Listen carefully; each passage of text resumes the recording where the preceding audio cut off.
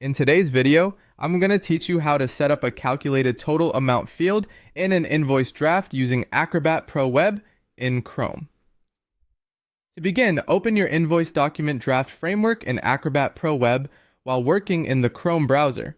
Make sure you are using the version of the invoice where your layout is already in place, since this process focuses on adding and configuring form behavior rather than redesigning the document itself. Starting from the draft framework helps keep everything organized and ensures your fields are aligned with the invoice structure you plan to use. Once the file is open, go to the Prepare a Form tool. This is the feature that allows you to turn parts of your invoice into interactive fields. Here, you'll create the fields needed for unit quantities and price input boxes. These fields are important because they serve as the values that will later be used in your calculation. As you add them, pay close attention to the field names, since accurate naming makes the calculation setup much easier and helps prevent errors later. After your quantity and unit price fields are in place, locate your final total amount field block object. This is the field that will display the calculated result. Right-click that field and choose Properties from the menu.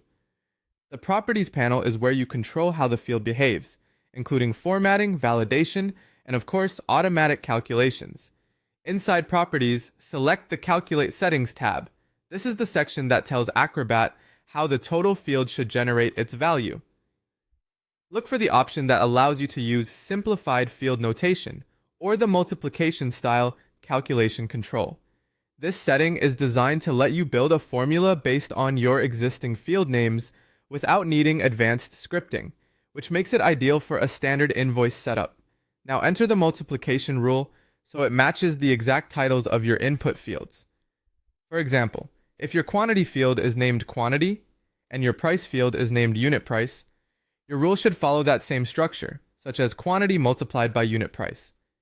The key here is consistency.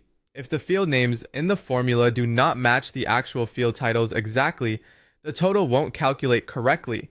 Once that's done, your total amount field will be set to automatically calculate based on the values entered into the quantity and price boxes. This is a simple but powerful way to make your invoice more accurate, faster to complete, and easier to use.